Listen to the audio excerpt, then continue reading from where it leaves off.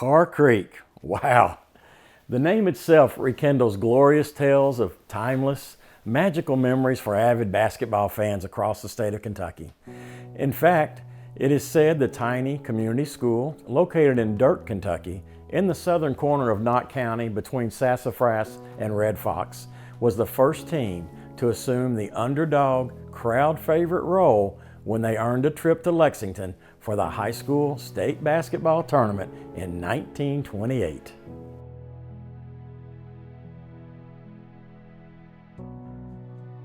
Of course, the story of the Wonder Five is well documented. Led by sophomore speedster Shelby Stamper and coached by Oscar Morgan. Oscar Morgan was the manual arts teacher, and he was elected or chosen or assigned to be a basketball coach. Dad said that he was a man of few words. You just sort of went out on the court and had your positions assigned to you, and you just played the game. The 8-man squad from Carr Creek High School practiced throughout the season on a wintry, cold, self-made outdoor court. On game nights, the team traveled to the opponent's home floor, wore mostly matching shorts, and sported all cotton, crew neck, white t-shirts with numbers hand-painted on the front and the back. The mighty Creekers defeated big city rival Hazard 12-11 at Hazard to capture district championship honors, then traveled to the regional tournament in Richmond, where they easily handled Barberville Baptist Institute and Mount Vernon in early round action. In the regional final, Carr Creek knocked off Middlesboro 26-15 to earn the school's first trip to Kentucky's coveted state basketball tournament. The regional tournament crowds in attendance fell in love with the Eastern Kentucky Mountain Boys, who displayed heart, a tireless effort to prevail, and a remarkable overall team enthusiasm throughout the entire 4-day event. In a show of support, the Richmond community banded together to fundraise enough money to purchase new regulation uniforms for the regional champions from Carr Creek to wear in the state tournament in Lexington, Kentucky. Embracing the underdog role, Carr Creek took down Walton 31-11 in the first round of the 28 state tournament held in Alumni Gym on the campus of the University of Kentucky. The Creek then defeated Minerva 21-11 in the quarterfinal round. In the semifinal round, Carr Creek torched Lawrenceburg 37-11. In the finals, Carr Creek faced the overwhelming favorite, the Ashland Tomcats. Ashland was undefeated at 28-0 and led by high school All-American Ellis Johnson. Johnson was a terrific athlete who went on the letter in football, basketball, baseball, and track at the University of Kentucky. He became one of the first players to earn All-American honors under legendary coach Adolph Rupp at UK in 1933.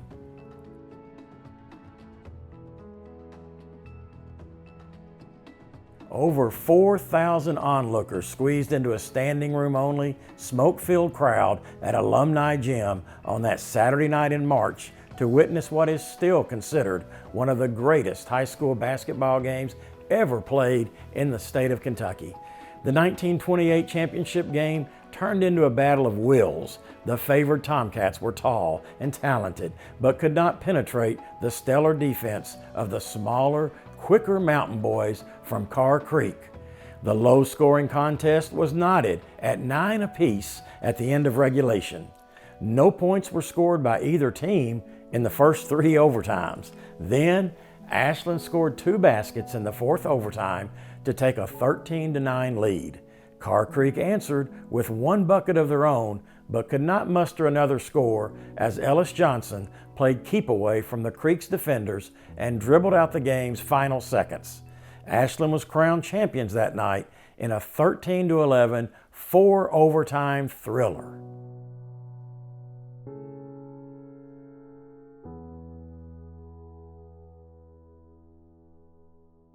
Both Ashland and Carr Creek were invited to the 10th annual National High School Basketball Tournament in Chicago. they went by train with the Ashland team to Chicago. And Dad was overwhelmed again by, of course, Chicago itself. And then just that people knew so much about them, that their reputation has sort of preceded them. And this, I think the stereotypes of Kentucky had probably already preceded them to Chicago as far as the culture and things like that. But he said they were very welcoming and very hospitable, and they were, I don't remember the hotel, but he said it was luxurious to them because it had running water, it had bathrooms in the room, which they had never experienced. So all that had to be introduced to them. So it was more than just basketball. It was just such a cultural exchange. The Creekers won 3 ball games in the National Fair and were celebrated in the Chicago press as the tournament darlings, while the Ashland Tomcats, who captured 6 wins in the tournament, carried the National High School Basketball Championship trophy back to Kentucky.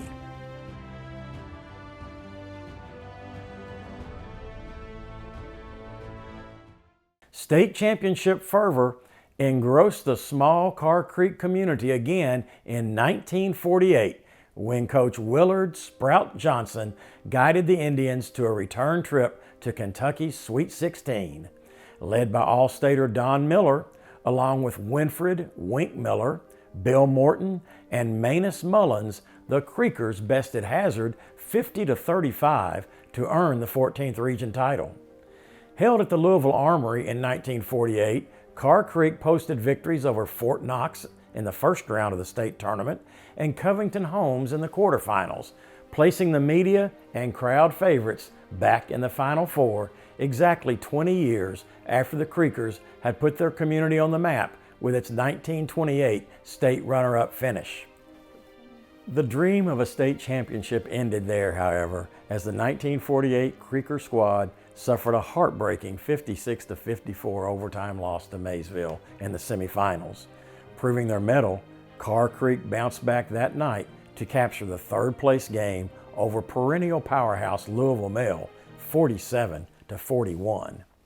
Dad would never criticize refereeing, but as far as I know, he never said, which I always admired, that he said, well, we got beat. But there was some controversial calls, but anyway, he never made that as an excuse or what. He was very proud of that team, though, even though they came in 3rd. He thought that was a great accomplishment. On the heels of producing a runner-up finish in 28, state tournament teams in 1930 and 1931, and a 3rd place finish in 1948, Carr Creek continued to field teams racking up 20, 25, and 30 wins a season. In 1955, Morton Combs returned to the helm of the Carr Creek program. Coach Combs had spent 4 seasons as the coach of the Indians before volunteering to serve our country in the Army after the outbreak of World War II. The story goes that he was caught in a foxhole in Belgium territory when his trench buddy was struck by a German mortar shell. He turned to Morton saying, "We aren't going to make it out of this alive." Morton turned to his buddy and replied, "Yes, we will get out of this alive because I still have work to do back in the States. When we get home, I'm going back to Kentucky to win a state basketball championship at Carr Creek High School." Coach Combs did make it out of that foxhole, and he did return to Carr Creek High School as head basketball coach. In 1956, his Carr Creek Indians swept to the 14th region title and landed back in Lexington for another run at the state title. This time, the state tournament was back on UK's campus in the new 12,000-seat Memorial Coliseum. In the first round, Carr Creek needed a last-second shot in overtime from Freddie Maggard to take down Central City, one of the tournament favorites, by a score of 70-68. Central City featured 3-time All-Stater Corky Withrow, who later played professional baseball with the St. Louis Cardinals and during his off-season managed to earn All-American basketball honors at Georgetown College. A 69-45 victory in the quarterfinals over Allen County set the stage for a semifinal matchup with another mountain powerhouse that Carr Creek had split games with during the regular season, the top 5 Wayland Wasps. The Wasps were led by their superstar senior Kelly Coleman. Nicknamed the King, Coleman averaged 46.8 points per game in his senior year, and his total of 4,337 career points at Wayland stood as the state's most points scored in a career for almost 70 years, until recently surpassed by Travis Perry of Lyon County.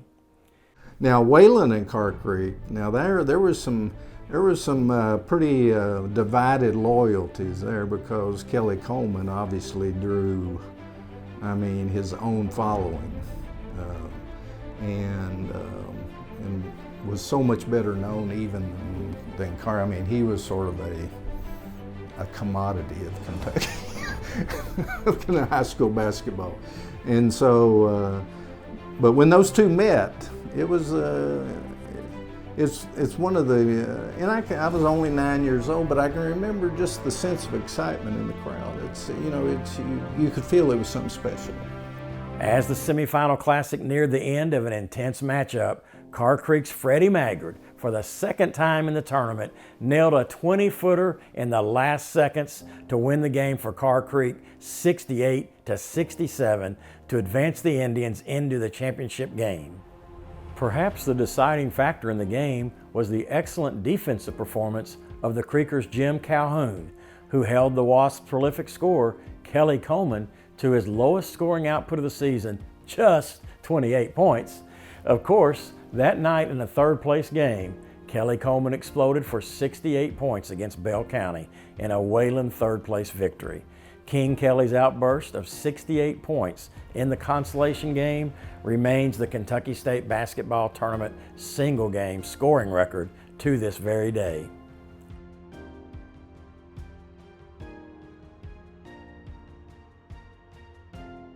That night in the finals, starters Warren Ambergy, Jim Calhoun, E.A. Couch, Freddie Maggard, and Bobby Shepard enabled Coach Morton Combs to fulfill his vision from the foxhole. The Carr Creek Indians defeated Henderson, the third region champs, by a score of 72-68 to capture the 1956 Kentucky State Championship on March 17, 1956. And so, the 1928 Carr Creek State runner-up team, the 1948 third-place team, and the 1956 Carr Creek State champions have all secured their lofty status among Kentucky's all-time most highly regarded, most famed high school basketball squads. However, Hall of Fame coach Morton Combs often said, and there are many who agree, that perhaps the best, most talented of all the outstanding Carr Creek teams just might have been the 1963 Indian squad. During that 1962-63 season, Carr Creek was led by 6'1" senior, first-team All-Stater Lewis Couch. Couch was stout, physically gifted, could run, shoot, score, defend, and rebound with the best of them. He averaged right at 24 points per game and was selected at the end of the year to play for the Kentucky All-Stars in the annual Kentucky-Indiana All-Star Summer Series. Lewis signed to play at the nationally ranked University of Dayton out of high school, then later transferred to Cumberland College. Bill Fannin was a double-figure scorer for the Indians that year as well.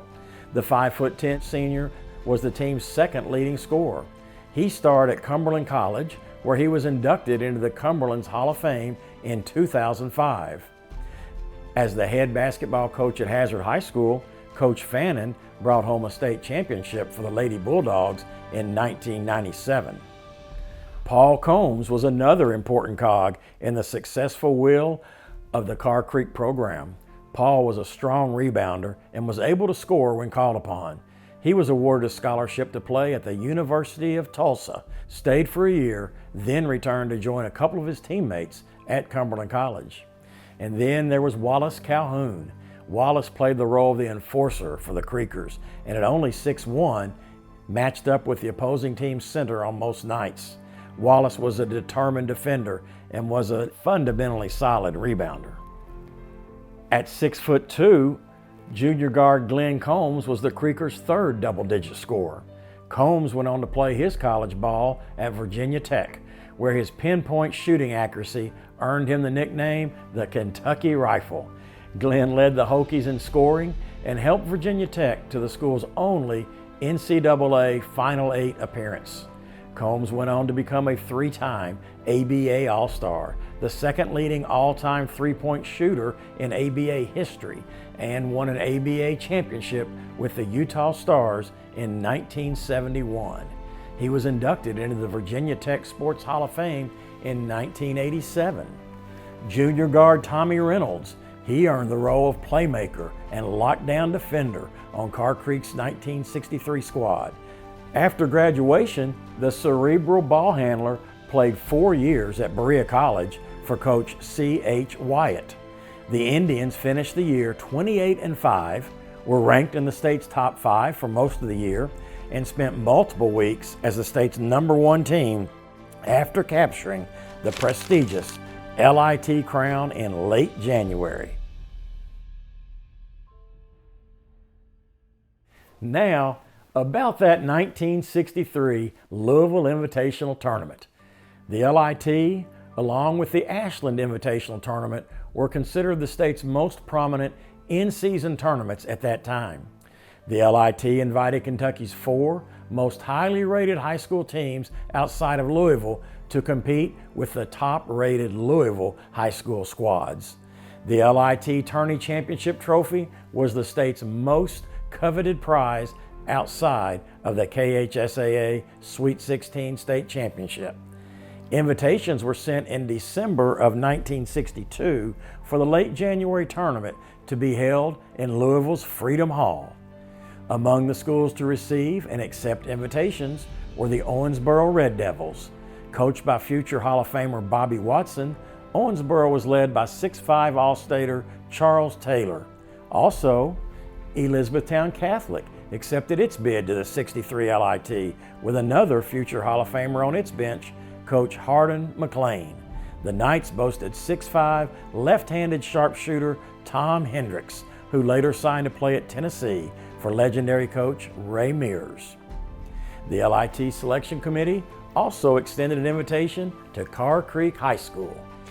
The Creekers were rated in the state's top 5 in both the AP and Lichtkenhouse polls and carried an impressive 14-2 overall record. The only losses on the season for Carr Creek came at the hands of district and region rival Breathitt County. The Bobcats were coached by Hall of Famer Fairsey Woods and were rated in the top 10 for the entire season as well. Carr Creek coach Morton Combs gathered his team to inform them they had been invited to play in the prestigious Louisville Invitational Tournament. Coach Combs and Coach Johnson took us upstairs in the library, and they told us, they said, we're going down there, we're going to play a lot of good teams. I don't think we should go. He said, we have nothing to gain by it. He said, we're in a good spot right now, but he said, I'm going to leave it up to the team. So, to a person, we all voted yes, we wanted to go. Well, once the decision was made, the day came to depart for Louisville. For the early morning departure, the boys woke up to snow on the ground and record low temperatures. But as soon as we got to school that morning, it started snowing like crazy. Huge flakes of wet snow, and it was ungodly how bad it was getting. So we immediately were sent home to get our luggage and come back and get on the bus. We stopped in Hindman and picked up Hindman's coach, Pearl Combs, and then when we finally got on the Mountain Parkway, it was unbelievably cold. The bus was so cold that the bus driver could not open the window there above the heater. Coach Johnson stood there with the bus driver with a towel or something to keep the windshield wiped so we could see the road. It was miserable. I mean, Oh, yes. ice. You couldn't, I mean, just that far past back from where the heater, because those old buses had the one heater right there by the driver, And from there back to the rest of the bus, ice was that thick on the floor. And George Francis, one of the assistant coaches, when we got to Slade to pay the toll at that time on the Mountain Parkway, he had to force the doors open to get out and pay the toll. Still today, the temperature that reached negative 20 degrees on January 24th, 1963 is one of the coldest recorded days in Kentucky history. After arriving late and trying to thaw out from the frigid day-long trip from the mountains, Carr Creek prepared itself to play Louisville Shawnee, its opening round opponent, on Thursday night in Louisville's iconic Freedom Hall. Whether they were still recovering from the exhausting trip or adjusting to playing in the massive surroundings of Freedom Hall, the Creekers opened sluggishly. Carr Creek fell behind Shawnee early on and trailed by 5 points at the half. Mr. Cone. Nobody called him Coach. Just his presence was Mr. Yes. Okay, so Mr. Cone said, now they got a really good player. He said, if you want to make a name for yourself down here, guard this guy. I said, let me have him. I think at halftime, I ain't for sure, but I think at halftime that kid was 9 for 9. And we went at halftime. He said, you better let Reynolds take it in the second half. Then, late in the game, Lewis Couch, who scored all of Carr Creek's fourth quarter points, tossed in a jump shot from long range that knotted the score at 38. It was the first time Carr Creek had drawn even with Shawnee since early in the first quarter. As time was winding down, it was Couch again providing the needed scoring punch. He sank 2 free throws that provided the cushion needed for Carr Creek to pull out the 41-40 first-round victory over Shawnee to advance to the final 8 of the LIT. Couch paced the Creekers with 18 on the night, while Bill Fannin added 10 for the winners. You felt just a real sense of pride, at least from an observation point of view, that these guys were competing at such a high level, because you knew this was the best level of high school basketball that we were going to run into, other than Breathitt County in our own region or whatever. So it was a test, and these guys rose to the test, and that was what I remembered. And I know my dad always mentioned that he'd never seen a bunch of players that started out so slowly, like in the Shawnee game, and then every game improved and became more comfortable with their situation. So it was wonderful to watch. Next up for Carr Creek was a top 10 matchup with Louisville Central. In 1963, it was Central who challenged Seneca as the top program in Louisville. In fact, later in the year, Central pushed Seneca to the limits in losing to the eventual state champs 52-49 in the finals of the 7th region. By the time Carr Creek faced Central in the round of 8, the boys from Knott County had settled into the Louisville tournament environment and felt more comfortable on the Freedom Hall floor. Well, Central's coach had their players, they didn't dribble the ball up. They threw the ball from one to the other to bring it across front court. And I was playing guard. I would wait, and where they started to make the second pass, I'd just time it and get it, and there was nobody there, and I just shot layup after layup in that ball game. And at the halftime, we had them 42-15. In the 72-60 victory, Lewis Couch pumped in 25 points on the night. Tommy Reynolds scored 17, and Bill Fannin added 15 for the winners. The impressive win against an excellent Central team set up a semifinal matchup with another of the state's top 10 teams, this time Elizabethtown Catholic. E-Town Catholic's game plan was obvious from the start: to shut down Carr Creek's leading scorer, Lewis Couch. And in the first half, they did so, holding the Creekers' leading score to just 3 points. Catholic led 29-25 at the half and seemed in control of the game with an 8-point lead late in the fourth quarter. Lewis Couch broke out with 13 second-half points, which included the bucket that tied the game at 51 and sent the semifinal matchup into overtime. With time running out in the overtime, It was Bill Fannin who raced across half court and tossed in an 18-footer from the top of the key that provided the winning basket for Carr Creek. I'm sure I wasn't supposed to have the ball. it just ended up in my hands. And I remember coming across about the free throw line and kind of stumbling and just threw it up there and it went in, you know. And so that got us into the championship game. I can't remember the details that these guys do, but I do remember William making that shot. Like you said, I remember him going to his left, coming across the foul line and hitting the shot. And we've got pictures here of the team celebrating that shot afterwards in some scrapbook stuff here. Yeah, it made the paper, that picture where we were all grabbing on to him. Fannin led the winners with 21, Couch finished with 16, and Glenn Combs added 12 points for the Creekers. The thrilling 53-51 come from behind overtime victory advanced Carr Creek into the LIT championship game. I know after the game, after the E-Town game, he sent us back to the motel. He wouldn't let us stay and watch Seneca play. So they was a mighty powerful team. They were really good, and he didn't want us to watch them. You know, that we might think something. You know, might get something in our head that we couldn't beat them. I remember him telling us that. He said when the game was over with, you go to the motel. I'll do the watching for the team. I tell you what you need to do. And so, after Seneca defeated previously unbeaten Owensboro 49-45 in the other semifinal matchup on Saturday morning, the LIT final was set. Seneca, ranked number 1 in the AP poll, versus Carr Creek, the number 1 team in the Litkin House ratings. There is no doubt Louisville Seneca was one of the most dominant high school basketball programs of the early 60s. Seneca won the 7th region title in 1961 before bowing out in the quarterfinals of the state tournament to the great Ashland team that went on to win the championship that year with Larry Conley, Harold Sargent, and Bob Hilton.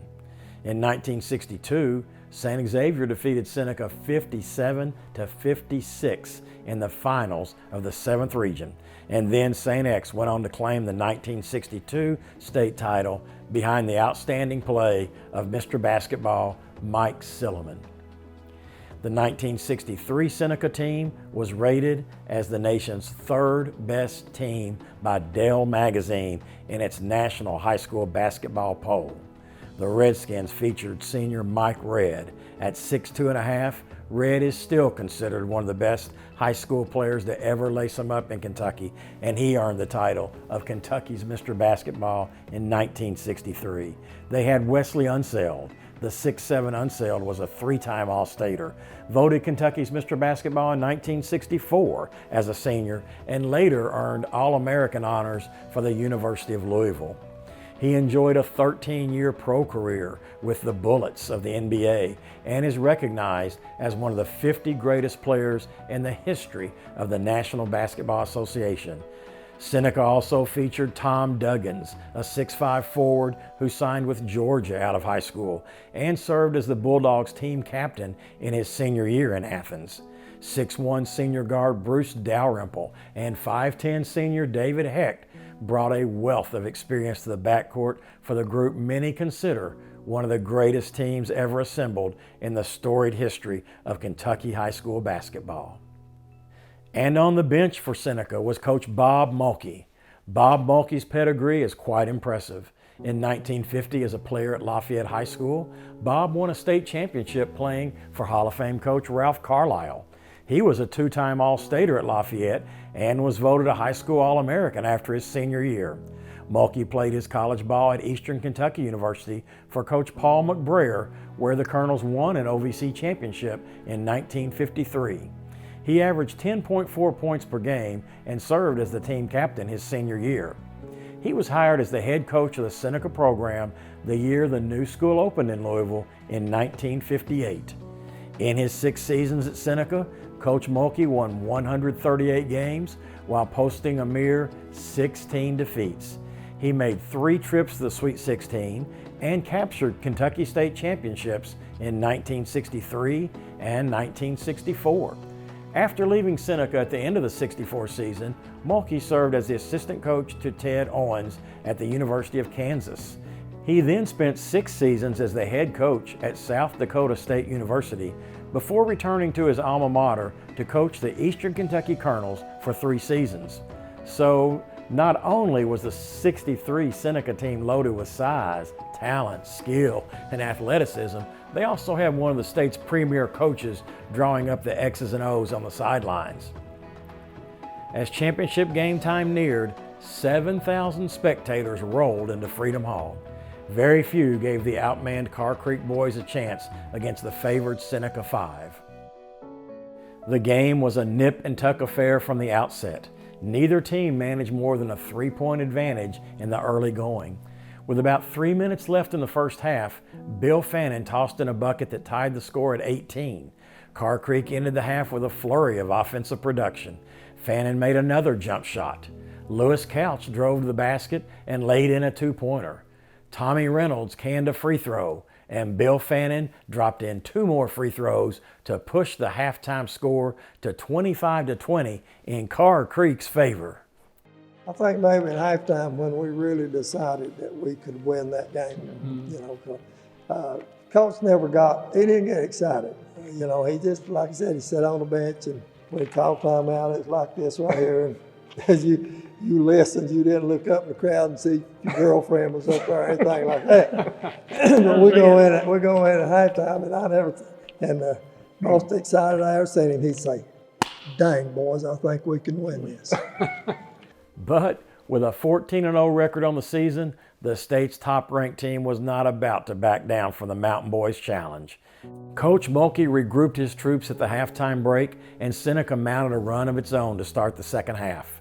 With a little under 4 minutes to go in the third quarter, Tom Duggins nailed a 12-footer from the left of the lane to give Seneca a 1-point lead at 30-29. Couch answered back for the Creekers with a 2-pointer and a free throw of his own to put the Creek back on top 32-30. Lewis Couch in high school was a pretty phenomenal player at that time. I mean, as strong as it. But I was reading some of the articles that talked about Unseld and Red, and someone had written in and said, "This guy Couch is as good as anyone out there." Yeah, he was. and I think that's true at that point in his career. Couch was making life miserable for Seneca All-Stater Mike Red. Couch scored 9 third-quarter points and had Red in serious foul trouble as the Creekers built a 39-36 lead to end the third quarter. After a Glenn Combs free throw gave the Creekers a 44-42 advantage with about 5 minutes remaining in the game, Coach Combs called for his guard-dominated lineup to hold the ball. Yes, the deep freeze. The offense was to take nothing but a layup or draw a foul. Well, Carr Creek held the ball for almost 3 minutes before Seneca did foul, but Carr Creek missed the ensuing 1-and-1 at the line. Seneca hurried the ball to their offensive end of the court with 1:47 on the clock and Carr Creek clinging to a 2-point lead. Lewis Couch fouled Bruce Dalrymple while attempting to block his shot. Couch tumbled to the floor in pain, left the game, and did not return. Dalrymple went to the line for Seneca and made 1 of 2 free throws to cut the deficit to 1. With a little over a minute left to play, Seneca then fouled Wallace Calhoun. Calhoun calmly went to the line and sank 2 free throws to extend the Creekers' lead back to 3 points at 46-43. Duggins, who led the Redskins' attack with 16 on the night, scored another bucket that cut the lead to 1. With 56 seconds to play, Seneca regained the ball, and Coach Mulkey elected to call timeout. We were up 46-45, or if that was what the final score was, and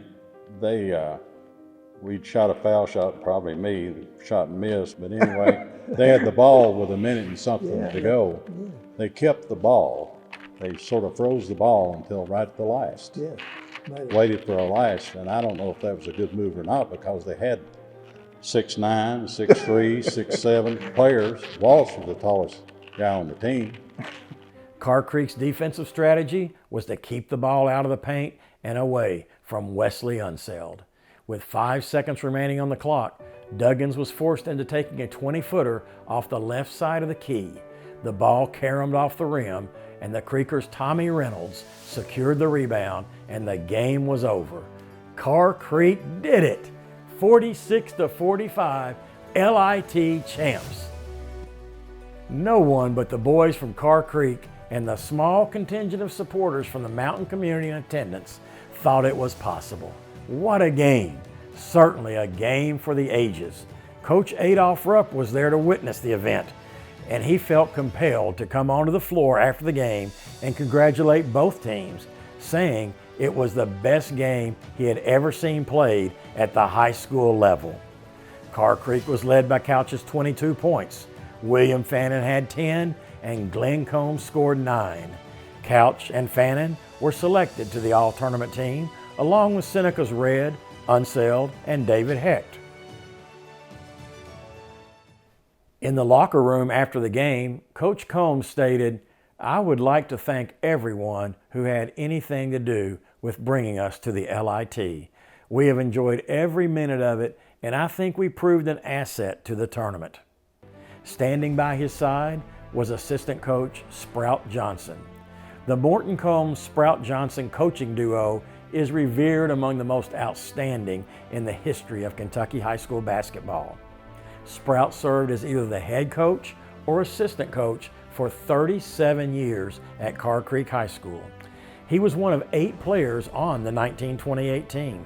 He was a starter on the 1930 and 1931 state tournament teams. He was the head coach of the 1948 third place team and the assistant coach for the 1956 state champion Carr Creek Indians.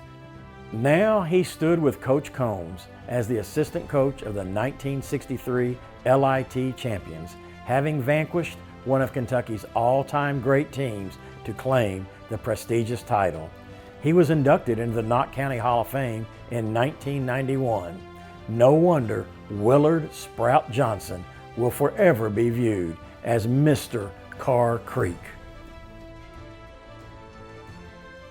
Morton Combs, the mild-mannered gentleman coach from Carr Creek, was voted Kentucky Coach of the Year in 1963. He had twice climbed the mountaintop of Kentucky high school basketball.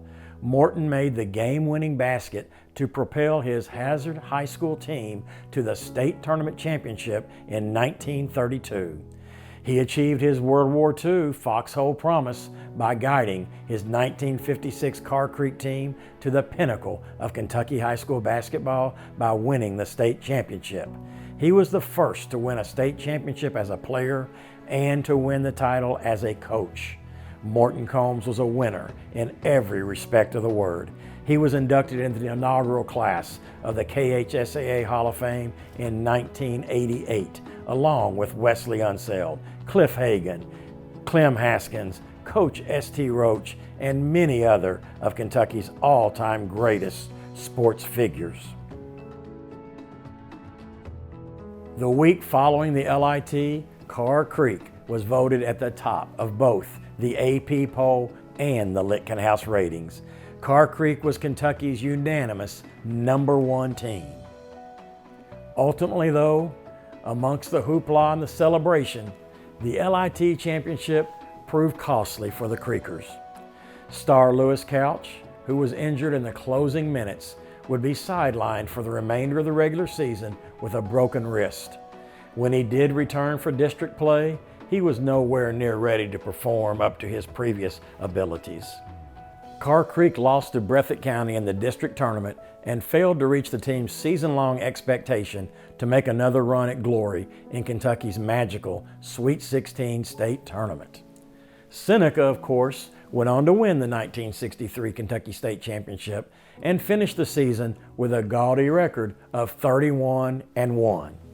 Yes, 31-1, along with past Kentucky State champions such as the undefeated Brewers team of 1948, the 1961 Ashland Tomcats, the 1966 Shelby County Rockets, Louisville Central in 1969, and the 1979 Lafayette Generals. The 1963 Seneca team is considered one of Kentucky high school's greatest teams ever, and certainly in some publications, hold the #1 spot as the best high school basketball team ever assembled in state history.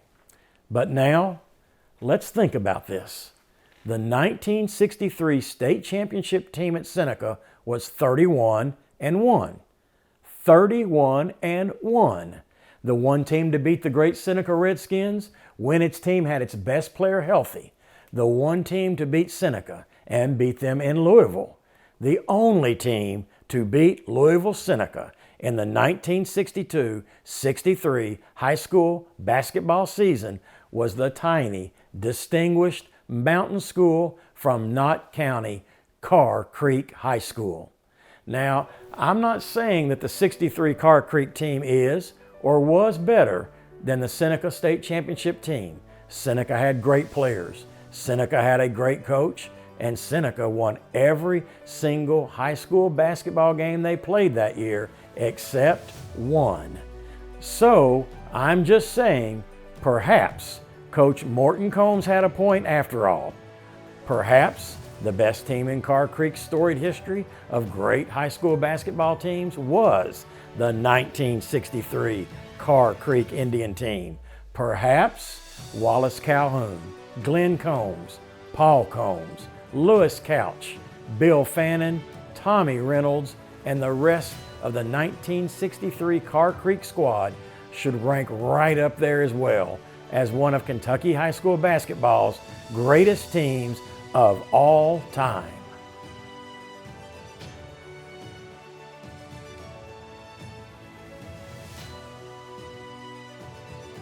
This has been Randy Mills for the Sports History Foundation, recapping the story of one of Kentucky's all-time great high school basketball teams, the 1963 Carr Creek Indians. This Sports History Flashback is brought to you by the Carr Creek Alumni Association, upholding the proud tradition of the Carr Creek High School Indians.